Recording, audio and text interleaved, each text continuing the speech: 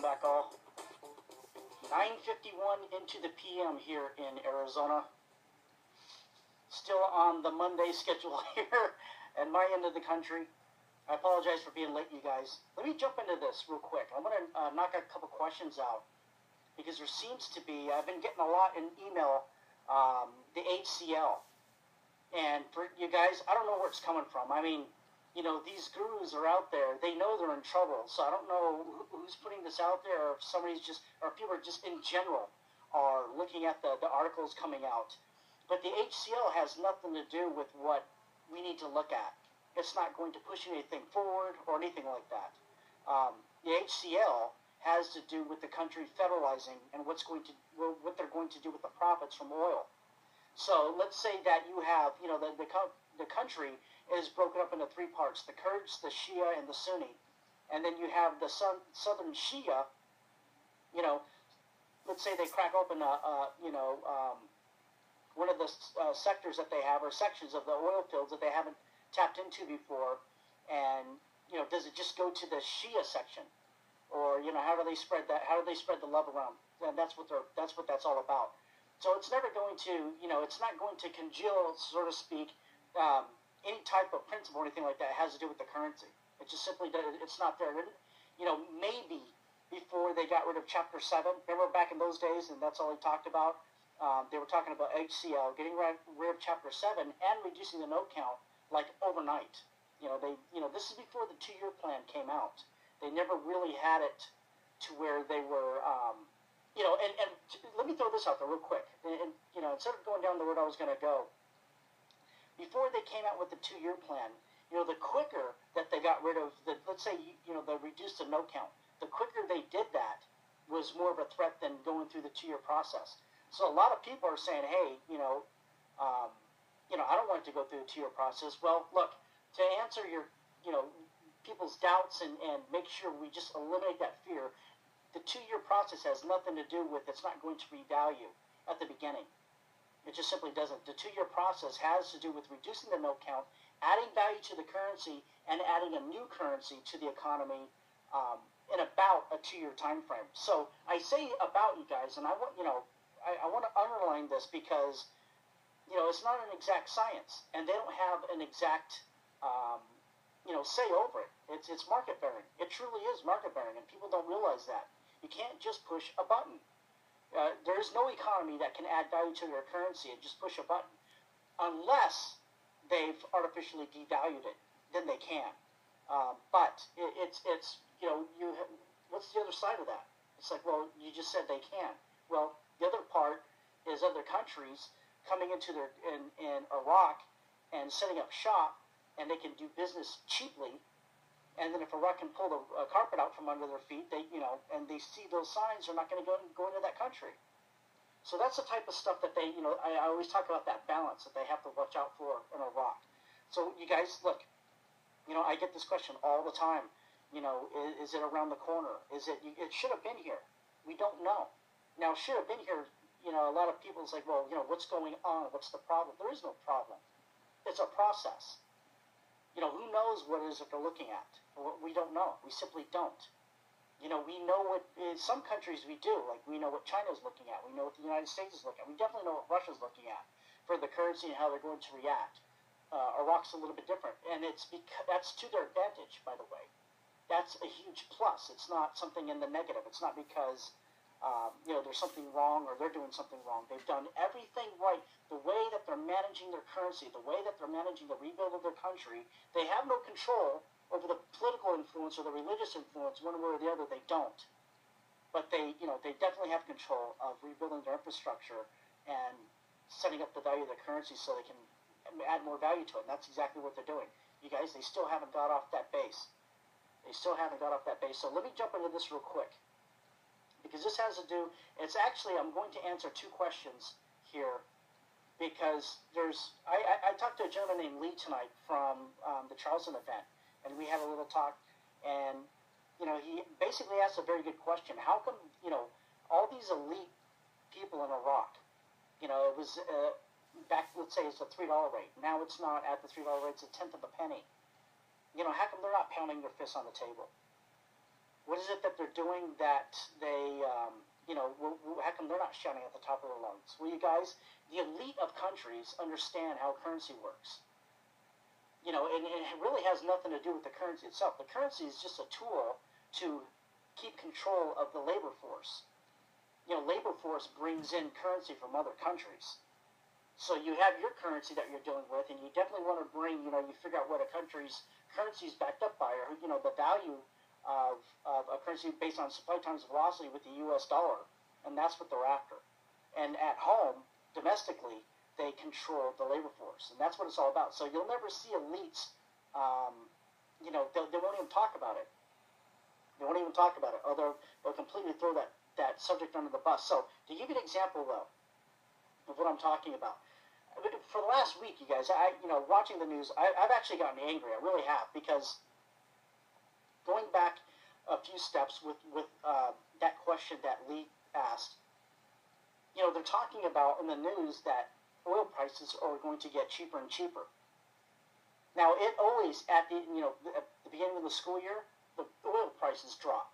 The gas prices drop. Why? Because people aren't traveling, so it's not peak season, so therefore, they can't hike the prices up. Supply and demand. So, generically, yeah, you see a little bit of, that the value of oil is going to go down. But what they're trying to do is they're trying to get people to get out of oil so they can buy that stock cheap again. That's what they're trying to do. So how do we know that the price of oil is going to go up? Because you look at OPEC, and you look at Iran, you look at Iraq, you look at all these, and what are they going to do? They're going to turn that valve, and they're closing it. So there's going to be a less supply out on the markets. So therefore, it's going to drive the prices up. But what do you see in the news? What do you see from the experts? You guys, they're running circles around you, and that's what it's all about. And it ties in with what I'm talking about with the value of the currency in Iraq and how they draw in wealth, and nobody ever sees it. Without getting into conspiracy theories or anything like that, but for the elite, that money's not for you. But I want to do. I have to tell you this. I don't want people to get paranoid and start looking at different conspiracy theories or what's going on, because I promise you they're wrong. And as I go through this series of audios coming out, and you'll see, and it'll be a huge advantage to you'll be able to put in your arsenal. But this is what I wanted to tell you guys. It doesn't matter what they want or what they own. Look, there's $233 trillion worth of currency in U.S. dollars value with the currency out there. That's all the currency floating around combined, and plus more. There's more than that. There's gold and silver, and you guys, they control about 5-6% of it. But that'll give you, it's such a huge chunk that's floating out there they don't control. People just don't realize, and it's being sloshed around. If somebody can invent a way to actually start peeling that off, they become elite, overnight. But that'll give you a real example of what's going on and how stuff works. It's an illusion. It's an illusion. I promise you, it is an illusion. And what people say happens, it's like the 1%ers. It's complete garbage, you guys. These people are protesting and saying, well, the 1%ers do this. It's the biggest group of wealthiest people on this planet. It's the baby boomers. That's it, in the United States of America.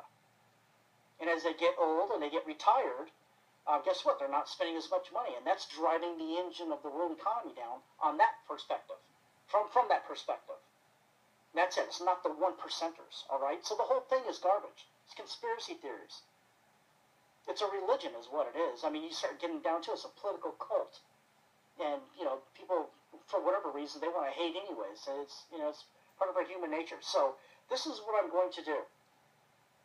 As I start talking and start opening up on how economies work and just using an assembly line of examples on how this stuff works, I challenge you to forget all the garbage that you've heard, because I promise you, it is rotten. It is no good. I don't care how innocent the person is that told you or what book you read. We're going to blow it out of the water. We're just going to do simple math. We're going to stick to the numbers. We're not going to stick to people's favorite colors, opinions, political party, or whatever that's motivating them. We're going to be pure. And that's what I want to challenge you. Question everything. Even question anything that I say. I've got to be able to prove the numbers, right?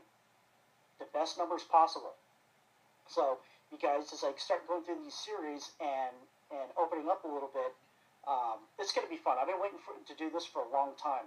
But it'll also give you answers. A lot of people ask me, it's like, who are you talking to in Iraq? I mean, what connections do you have where you can see this stuff? You guys don't have connections. There's nobody in Iraq that's going to tell me this stuff or be able to put this stuff the way that I can put it together. And now you can. They just simply don't exist. So it's on you, and it's a beautiful thing. But having said that, let me jump into Iran real quick, because I've been getting, I get emails, people saying that I know you talked about Iran, but I haven't been able to listen to the audio and I can't find it. What's the best way to invest in Iran? Look, however you can get their currency, it's going to go up. It's just simply going to go up. And just, you want a prime example is the Prime Minister of Israel. What did he say? Hey, Iran's going to be rich overnight, and they're going to use that wealth against us. So, but where to get it? Don't ask me. I don't know. At what rate, what prices? I simply don't know. You're just going to have to do your homework. But it's and I don't even know the percentage how much it's going to go up. 10, 15%. So that's a game that you have to play where it's quantity of their currency that you buy, and that's the best way to play it. So the rules that we used with the dinar, different denominations, all that stuff, do not apply with Iran's currency. And so let me throw this out there too. One real quick thing, you guys. I understand that Iran threatened Israel, and and it's not an idle threat. But the idea that they might build a nuclear weapon and all of a sudden they're going to swoop down on Israel, and Israel has more than 1,000 nukes, is just beyond reason. I mean, Israel will literally turn Iran and Saudi Arabia, and that's what they don't realize. If you kind of listen to the language that they use from the military in in Israel, they're not going to take out Iran and then leave the back door open for Saudi Arabia to, start a global jihad, because Israel just got rid of their arch enemy, right? They're going to take them both out because they have no choice. They have to do it because, a Muslim is a Muslim. And that's the way the Muslims are going to look at it. It's like, they attacked Muslims. Doesn't matter if it's a different church. Now it's our turn. And so it's, and that's the reality. But I don't see Iran, taking a couple nukes and trying to take out Israel when they know Israel can literally destroy the entire Middle East, and they will. And that's it's if people think they're screwing around. So be careful in all these, these threats, and realize that you have the Sunni and the Shia, and they are churches, and that's how they market. That's how they market. It's a tradition to hate the Hebrews. And believe it or not, that's one of the ways that they market. It's like, well, who's gonna take out the arch enemy? Who's gonna take out Israel? Who's gonna put their finger in his eye? Those are the guys we want to hang out with. And unfortunately, that's what it's all about. That's what you're seeing. So there's a lot more to it. But I've gotten. What do you think about Iran in 25 years wiping Israel off the map? Well, good luck with that. I guess it's a great bumper sticker in Iran, but it's not true. It's not going to happen. Nobody's going to take Israel out. As long as the United States is here, and as long as Israel has more nukes than all those guys have combined, it's just simply not going to happen, and nobody's going to take us out. So let me jump into this real quick. Actually, here, what I'm going to do? I'm going to save that for the next audio. But real quick, you guys, I'll be in Nashville this weekend. If you go to BreitlingEvents@gmail.com, register for free, or you can just scroll down a little bit on my blog. I'll be there, you guys. Every one of these events are unbelievable, and I love them. And we actually have a lot more planned. I was going to kind of feather the activity down with the dinar crowd on how many events that I'm going to do, but we decided we're going to end up doing more, and I can't wait. So we're going to be in Nashville this weekend on the 19th, and then we're going to be in Tampa on the 3rd. And I think the last audio, or the audio before that, I got that backwards. I said we were going to be in Michigan, but we're going to be in Tampa. So, pre-register, you guys. I'll put the location out when we get back from the Nashville event, and then, the time and the location, all that stuff. But register. Hope I can see you guys there. And look, it's very, very clear, you guys. I want to be very, very clear. There's one message that you're getting from the news media and from the elite. And this is simply what they're doing. All right? I'm going to give you a little secret here. And I've actually explained this, but on different terms. What they do is, let's specifically the stock market, they gather your information, and then they simply bet against you. So they have access to the information from the 20,000 brokerage firms in this country. And then that data goes up to the elite institutions. Those elite institutions just do algorithms against you. The other half of that is them controlling the market, the media, the propaganda, saying, hey, look, the oil prices are going to go down. Forcing you to sell, they go out and buy. That's it. That's what they're doing. It's completely controlled. So, and here's a great example. People want to understand, what could happen. They can literally take everybody's money overnight. They can. But if you recall, there was a movie out. It was called Enigma. And what happened is when we discovered the Nazis' code, in the movie, it was pretty neat how it was portrayed, because they figured out, or they reasoned, that if they went after every mission that the Nazis were going to put out, they would figure out that somebody cracked the code. So they put a formula together. If we actually respond to 19% of, or something like that, I think it was 19% of some of the missions that the Nazis are actually going through using their secret code, that it'll seem random, and they'll never be able to figure it out. Guess what? It worked. Well, that's what they're doing in the stock market. That's what the elite institutions who control liquidity. They don't completely control it, but they can control the liquidity. They can control, these platforms that you use to invest. What do? They take your money and throw it in a 401k. Then they have control of it. They have control of your money and investing on what they want to invest in. And that's the way it is. One of the complaints is like my brother. My brother got into like 5 stocks that was winning, and somehow, the stock market crashed. So they diversified. Next thing you know, he's in stock that he has no control of. He can't get out of it. So what are they doing? They're controlling liquidity, and they use whatever they can to do it. And that's the game they're playing. But the reason I brought up the Enigma situation is because, what they do is they give I wouldn't say give, because they're not giving anybody any money. You earn your own money. But they play the game to the point to where that nobody's figuring out what they're doing, because the stock market's going up and down, up and down. They're not about to take over the stock market. They don't want to. That's not what they're doing. But they're just peeling off millions every day for themselves. And they're going to spend millions every day for themselves. And so it's a code, and they figured it out, and it's all done by computers. And it's almost impossible for you to win. That's until you show up in one of my meetings, and we show you what it is that you can do and how to defeat this stuff. And you guys, look, it's that simple. If you go watch what they're talking about in the stock market and stuff like that, they say the only way that you can defeat this stuff is to be able to do what the institutions are doing. And that's what we're talking about. And that's, the type of principles that we throw out there. But, that's you guys, the main reason I do these presentations around the country is because I want to be able to look you in the eye and answer your question. Any question that you have about the dinar, or the issues that's going on with Iraq, because I want it to be real. And to be real, it's got to be a little bit more than a voice behind a microphone somewhere from somebody you've never met before. So I'd love to be able to, to conquer those fears about Iraq and the investment and the idea.